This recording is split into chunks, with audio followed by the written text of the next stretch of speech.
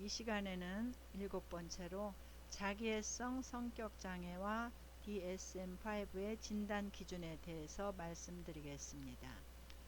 자기애성 성격장애는 강화 원리에 따르자면 수동적 독립적 성격 유형으로 자신감 있는 성격의 병리적 극단적 형태입니다.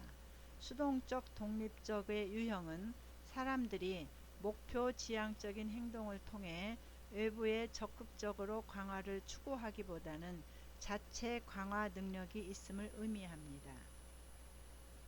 DSM-5의 진단 기준으로는 과장성, 칭찬에 대한 욕구, 감정이입의 결여 등 광범위한 양상이 성인기 초기에 시작되어 다양한 상황에서 나타나며 다음 중 5개 또는 그 이상 항목을 충족할 때 진단 기준을 합니다. 첫 번째, 자신의 중요성에 대한 과장된 지각을 갖고 있다. 두 번째, 끝이 없는 성공에 대한 공상과 권력, 탁월함, 아름다움 또는 이상적인 사랑에 대한 공상에 자주 사로잡힌다. 세 번째, 자신이 특별하고 독특하다고 믿고 특별한 사람이나 상류층의 사람들만이 자신을 이해할 수 있으며 또한 그런 사람들하고만 어울려야 한다고 믿는다. 네 번째, 과도한 찬사를 요구한다. 다섯 번째, 특권의식을 가진다. 예를 들면 특별 대우를 받을 만한 이유가 없는데도 특별 대우나 복종을 바라는 불합리한 기대감을 가진다. 여섯 번째, 대인관계가 착취적이다. 예를 들면 자신의 목적을 달성하기 위해 타인들을 이용한다. 일곱 번째, 감정이입 능력이 결여되어 있다. 타인들의 감정이나 요구를 인정하거나 확인하려 하지 않는다. 여덟 번째, 자주 타인들을 질투하거나 타인들이 자신에 대해 질투하고 있다고 믿는다. 아홉 번째, 거만하고 방자한 행동이나 태도를 보인다. 행동 양상을 보면은 이들은 대개 건방지고 거만하게 보이고 스스로를 우월하다고 믿고 그에 따라 행동합니다. 자신들은 사회적인 책임에서 면제되었다고 느끼며 타인의 권리에 무관심하고 이를 무시합니다. 자만에 차있고 허풍이 심하며 제멋대로인 경우가 많습니다.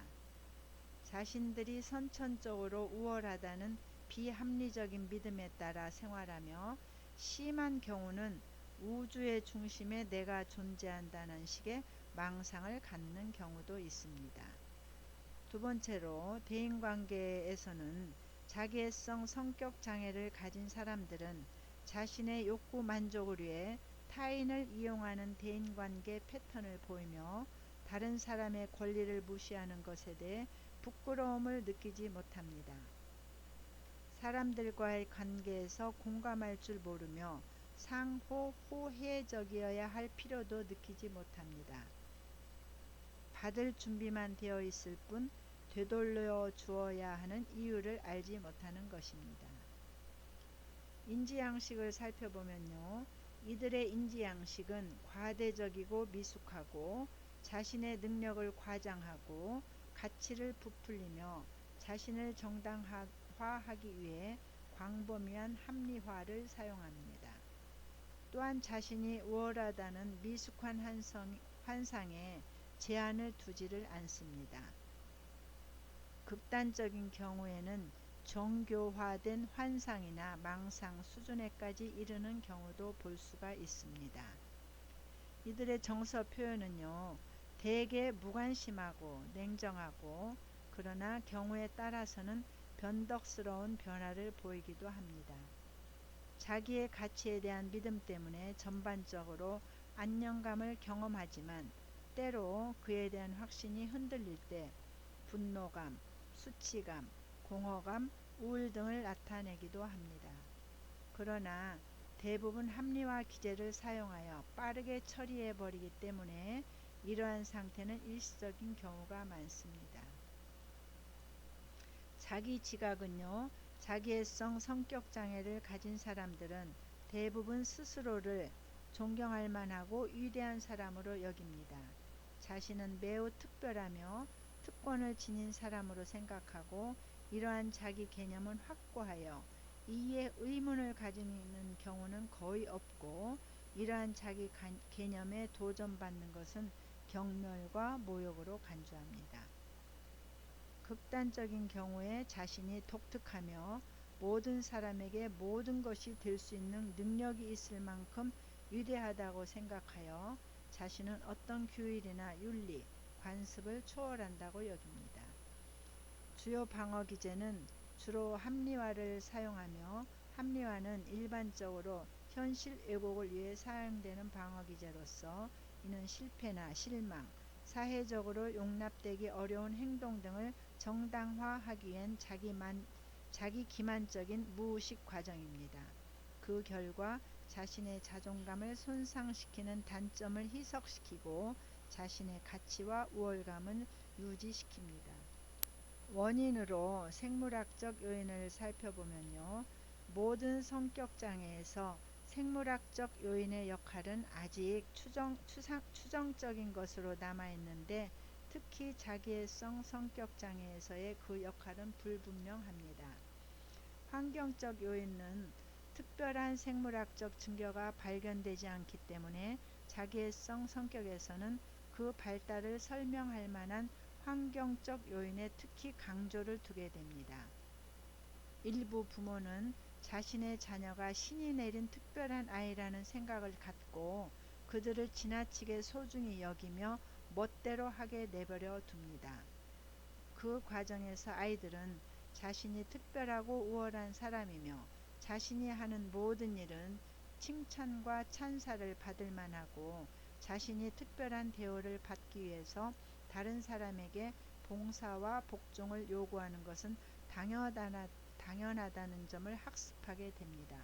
이러한 부모의 방임과 과대평가 때문에 다른 사람과 협력하고 타인의 권리나 관심을 고려해야 한다는 사실을 배우지 못하게 됩니다. 회피성 성격장애 임상적 특징과 DSM-5의 진단 기준에 대해서 살펴보겠습니다. 회피성 성격장애는 강화 원리에 따르자면 능동적, 이탈적 성격 유형으로 정상적인 억제적 성격의 병리적 형태입니다. 이들은 세상과 동떨어져 온둔하며 살려는 사람들로서 이러한 경향 때문에 자신이나 다른 사람에게서 강화를 얻어내지 못합니다. 진단 기준을 살펴보겠습니다. 사회활동의 제한, 부적절감, 그리고 부정적 평가에 대한 과민성 등이 성인기 초기에 시작되고 여러가지 상황에서 나타나며 다음에 4개 또는 그 이상 항목을 충족할 때 회피성 성격장애로 진단합니다. 첫째, 비난, 꾸중 또는 거절이 두려워서 대인관계가 요구되는 직업활동을 회피한다. 두 번째, 호감을 주고 있다는 확신이 서지 않으면 상대방과의 만남을 피한다. 세 번째, 창피와 조롱을 당할까 두려워서 친밀한 관계를 제한한다. 네 번째, 사회 상황에서 비난이나 버림받을 것이라는 생각에 사로잡혀 있다. 다섯 번째, 자신이 부적절하다고 느끼기 때문에 새로운 사람과 만날 때는 위축된다. 여섯 번째, 스스로를 사회적으로 무능하고 개인적인 매력이 없으며 열등하다고 생각한다. 일곱 번째, 쩔쩔매는 모습을 들킬까봐 두려워서 새로운 일이나 활동을 시작하기를 꺼린다. 첫 번째, 행동 양상에 대해서 알아보겠습니다. 수줍음과 걱정이 많으며 늘 조심스러워하고 불안해합니다. 사회적 상황에서 어색해하고 불편해할 뿐만 아니라 상호적으로 주고받는 대인관계에서는 더욱 쉽게 위축됩니다. 이들을 피상적으로 아는 사람에게는 소심하고 위축되어 있거나 냉정한 사람으로 보이지만 좀 더 잘 아는 사람들은 이들이 매우 예민하고 회피적이며 쉽게 주변 자극에서 상처를 받는다는 것을 압니다. 두 번째로 대인관계는요. 대인관계를 아주 싫어하거나 심하면 아예 사람들과의 접촉을 끊어버립니다. 이들은 사람들에게 관심이 있고 사람들과 같이 지내고 싶어 하지만 상대편이 자신을 무시하거나 관계의 욕구가 거절당하지 않을까 하는 두려움이 많습니다. 그러므로 이들의 사회적 격리나 철수는 혼자이고자 하는 자연스러운 마음에서 나온 것이 아니고 자신을 보호하기 위해 스스로를 고립시키는 데서 나오는 것입니다. 인지양식을 보면요. 인지양식은 산만하고 이해하기가 힘들고 환경에 대한 지나친 과민성의 인지과정이 간섭을 받아 직접 관련되지 않은 정보들로 홍수를 이루며 정서적 부조화로 그 복잡함이 더해집니다. 지각적으로 과민해지는 사회적 상황에서 인지적 간섭은 더욱 두드러집니다. 정서 표현은 우울감이 기본 정서인데 괴로워하거나 지나치게 긴장하는 형태로 나타납니다. 이들은 지나치게 긴장함으로써 타인에게 비웃음과 경시를 받습니다. 감정은 밖으로 표현하기보다는 쌓아두었다가 환상과 상상의 내적 세계에서 발산하곤 합니다. 그 결과 애정이나 대인관계 욕구는 결국 다른 사람이 알 수 없는 음악, 시, 일기의 형식으로 표출됩니다.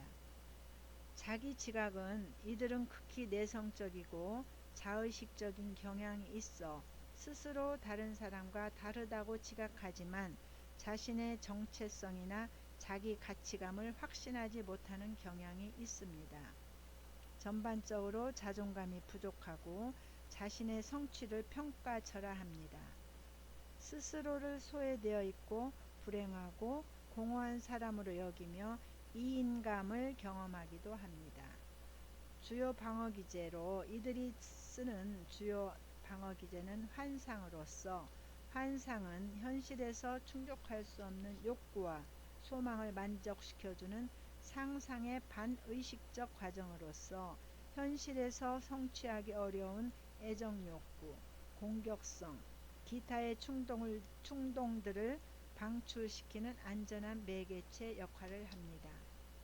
원인을 살펴보겠습니다. 생물학적 요인의 원인으로는요. 회피성 성격이 보이는 생물학적인 특질은 자율신경계의 역치가 낮다는 점입니다. 밀론은 능동적 이탈적 패턴에서 보이는 회피 특징은 교감신경계의 기능적인 우월성 때문이라고 주장하였습니다. 그 결과 억제되지 않은 신경계의 전달이 병리적 결과를 유발할 수 있다고 하였습니다. 환경적 요인으로는요. 정상적이고 건강한 유아들도 다양한 수준에서 부모의 거부를 경험할 수가 있습니다. 그러나 회피성 성격 장애의 경우에는 이런 부모의 거부 정도가 특히 강하고 빈번한 것으로 보입니다. 이런 거부의 결과로 아동들은 인간이 원래 타고나는 낙천주의를 상실하게 되고 대신 자기 비하와 사회적 소외감을 습득하게 됩니다. 다음으로 9번째 의존성 성격장애의 임상적 특징과 DSM-5의 진단 기준을 살펴보기로 하겠습니다. 의존성 성격장애는 강화 원리에 따르지만 수동적 의존적 성격 유형으로 정상적인 협동적 성격의 병리적 극단입니다. 유순함과 무력감, 지지와 인정에 대한 추구 등을 그 특징으로 합니다. DSM-5의 기준에 의하면 보호받고 싶어하는 광범위하게 지나친 욕구로 복종 쪽이 되고 상대방에게 매달리며 헤어짐을 두려워합니다. 성인기인 초기에 시작되며 여러 가지 상황에서 나타나고 다음 중 5개 또는 그 이상의 항목을 충족할 때 의존성 성격장애로 진단합니다. 첫 번째, 타인의 많은 충고와 보장 없이는 일상적인 일에서도 결정을 내리지 못한다. 두 번째, 자신들의 인생에 매우 중요한 영역까지도 떠맡길 수 있는 타인을 필요로 한다. 세 번째, 지지와 칭찬을 상실할 거라는 두려움이 크기 때문에 타인, 특히 의지하고 있는 사람에게 반대 의견을 말하기가 어렵다. 네 번째, 자신의 일을 혼자서 시작하거나 수행하기가 어렵다. 다섯 번째, 타인의 보살핌과 지지를 얻기 위해 무슨 행동이든 다 할 수 있다. 심지어는 불쾌한 일도 보호만 얻어낼 수 있다면 자원해서 한다. 여섯 번째, 혼자 있으면 불편하고 무력해지는데 그 이유는 혼자서 해 나가다가 잘못될 것 같은 심한 두려움을 느끼기 때문이다. 일곱 번째, 친밀한 관계가 끝났을 때 필요한 지지와 보호를 얻기 위해 또 다른 사람을 즉시 찾는다. 여덟 번째, 스스로를 돌봐야 하는 상황에 처하게 된다는 데 대한 두려움에 비현실적으로 빠지게 된다. 첫 번째, 행동 양상을 살펴보겠습니다. 의존성 성격 장애를 가진 사람들은 무능력해 보이고 동정을 자아낼 만큼 무기력해 보입니다. 그들의 자세나 목소리, 전반적인 행동에서 자신감의 결여가 드러납니다. 일부에서는 그들을 신중하고 사려 깊은 사람으로 보기도 하지만 관계가 깊어지면 과도하게 변명하고 아첨하는 행동을 보이고 표면적으로는 정중하고 겸손하게 행동하지만 그 이면에는 인정과 수용, 보호와 지지를 얻고자 하는 갈망이 내재되어 있습니다. 대인관계에서는 수동 의존적인 사람들은 대개 자신의 후원자를 찾습니다. 후원자가 되는 사람들은 힘있는 사람들로서 의존적인 사람들에게 신뢰와 편안함을 주며 성인으로서 책임져야 할 것을 막아주는 파트너들입니다. 이들은 자신이 의지할 만한 파트너를 찾았을 때 더 잘 기능합니다. 의존성 성격의 대인 행동은 과도하게 매달리고 복종적인 경향을 띱니다. 다른 사람에게 호의적이고 관대한 태도를 보이지만 동시에 지나치게 동조적이고 순종적입니다. 인지양식은 의존적인 사람들은 자기나 다른 사람에 대한 인식이 제한되어 있습니다. 흔히 세상에 대하여 극단적인 낙관적 태도를 취하고 일어날 수 있는 어려움은 최소화하여 지각합니다. 기본적으로 고지식하여 쉽게 이용당하는 경향이 있습니다.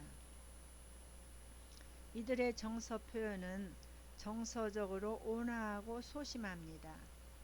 때로 선천적으로 멜랑콜릭한 기질 때문에 불안하고 음울한 정서를 보이기도 합니다. 자기 지각 측면에서는요, 의존적인 사람들은 외연적으로는 사려 깊고 신중하고 협력적인 자아상을 가진 것으로 보입니다. 그러나 더 자세히 관찰해 보면 스스로를 부적절하고 어리석은 사람으로 여긴다는 사실을 알 수 있습니다. 기본적으로 불안정하여 자신의 실패와 부적절성을 극대화하는 반면 성공은 최소화합니다. 주요 방어 기제로는요, 이들이 사용하는 가장 일반적인 방어 기제는 내사입니다. 내사는 의존적인 사람들이 의미 있는 타인에게 전적으로 헌신하려는 경향으로 단순한 동일시나 의존을 의미하는 것은 아닙니다. 원인을 살펴보겠습니다. 첫 번째로 생물학적 요인은 의존성 성격장애 발달에 기여한다고 생각되는 생물학적 근거에 대한 연구는 불충분하나 의존적인 유아는 선천적으로 겁이 많고 소극적인 기질을 보입니다. 환경적 요인을 살펴보면요. 생물학적 요인의 역할이 불분명하기 때문에 의존성 성격 장애에 대한 환경적 요인의 비중이 가중되고 있습니다. 인생 초기 단계에서 모든 유아가 무력하여 부모의 보호를 필요로 하지만 문제는 이것이 지나칠 수 있다는 것입니다. 네, 이제 10번째로 강박성 성격장애의 임상적 특징과 DSM-5의 진단 기준을 살펴보겠습니다. 강박성 성격장애는 수동적 양가적 성격 유형으로 정상적인 공손한 성격의 병리적 형태입니다. 성격은 사고와 감정이 일치되지 않아 한편으로는 주장적, 자율적으로 행동하고자 하나 또 한편으로는 지지와 편안함을 얻고자 순응하는 행동을 보입니다. DSM-5의 진단 기준으로는 정리정돈에 몰두하고 완벽주의, 마음의 통제와 대인관계의 통제에 집착하는 광범위한 행동 양식으로서 이런 특징은 융통성, 개방성, 효율성의 상실이라는 대가를 치르게 한다. 성인기 초기에 시작되고 여러 상황에서 나타난다 라고 말하고 있습니다. 체계적인 연구에 의하면 이 장애는 여자보다 남자에게서 2배 정도 많이 진단되고 있는 것으로 나타나고 있습니다. 첫 번째로 행동 양상은 근면하고 유능해 보이지만 융통성과 자발성이 부족하며 고집스럽고 창조력과 상상력이 부족해 보입니다.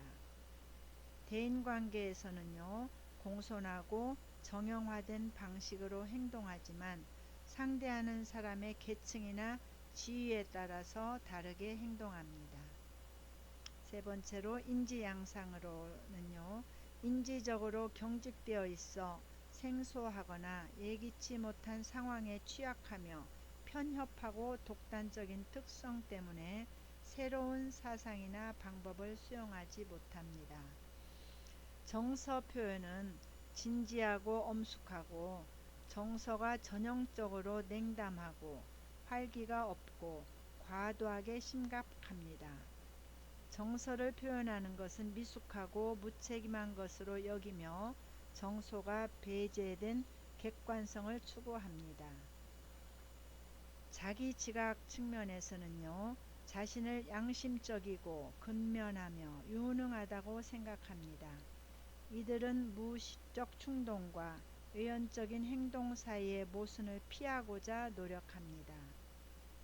따라서 내성을 미숙하고 자기 탐닉적이라 경멸하면서 의미 있는 내성을 피하고 오판이나 실수를 두려워하여 양심적인 행동을 과도하게 추구합니다. 주요 방어 기제를 살펴보겠습니다. 이들은 반동 형성을 주요 방어 기제로 사용합니다. 반동 형성은 바람직하지 못한 충동을 억압하고 정반대의 의식적 태도를 형성하는 과정으로서 분노하거나 당황할 수 있는 상황에서 합리적이고 사회적으로 수용되는 이미지를 나타내게 됩니다. 원인으로 생물학적 요인은 가족 중에 강박성 성격장애의 빈도가 일반 인구보다 높은 것으로 보아 유전적 요인이 있는 것으로 받아들여지고 있습니다. 환경적 요인으로 부모에게 과잉 통제를 받는 경우 강박성 성격으로 발달하기가 쉽습니다. 과잉 통제는 의존성 성격에서 보았던 과잉 보호와는 다릅니다. 과잉 통제는 부모의 단호하고 억압적인 태도에서 나온 것으로 과잉 통제 부모에게 양육된 아이의 경우 문제를 일으키지 않기 때문에 과잉 통제 양육이 잘 교육시키는 것으로 보일 수도 있습니다. 아동은 강박적 측면을 부모에게서 직간접적으로 배우게 되는데 부모의 요구에 따르고 그 기대에 맞게 행동함으로써 처벌을 피하는 것을 도구적으로 학습하게 됩니다. 또한 부모의 강박성 행동을 따라함으로써 강박적 성격을 대리적으로 학습합니다. 따라서 부모의 기대에 맞추어 행동을 조성하고 부모를 모델로 하여 성격을 형성함으로써 자율적으로 행동하는 것을 학습하지 못합니다. 또한 강박성 성격 장애는 강한 책임의식을 배우고 또 이러한 책임을 수행하지 못했을 때 죄책감을 느끼도록 배우는 과정을 통해 발달될 수 있습니다. 경박한 놀이나 충동적으로 행동하는 것은 수치스럽고 무책임한 것이라고 배우게 되어서 따라서 그들의 행동은 엄격히 계획되고 조직화되어 있습니다. 네, 두 번째로 성격장애의 치료를 살펴보겠습니다. 성격장애를 가진 사람들이 치료를 받으러 오는 경우는 매우 드뭅니다. 치료를 받으러 오는 경우는 증상보다는 2차적인 문제나 주변 사람들의 강요로 인한 경우에 치료를 받으러 오는 경우가 있습니다. 예를 들면 반사회적 성격장애는 법적인 처벌과 관련이 있을 때 치료에 오게 되고요. 편집성 성격장애는 부부관계 위기로 이혼이나 부부상담을 하게 되는 경우가 있습니다. 히스테리성 성격장애나 경계성 성격장애는 일시적인 신체적 증상이나 자살 시도 등으로 주변 사람들의 강요로 의해서 치료받으러 오는 경우가 있습니다. 또한 성격장애는 오랫동안 지속되어 온 개인의 성격적 특성이기 때문에 일반적으로 치료가 어렵습니다.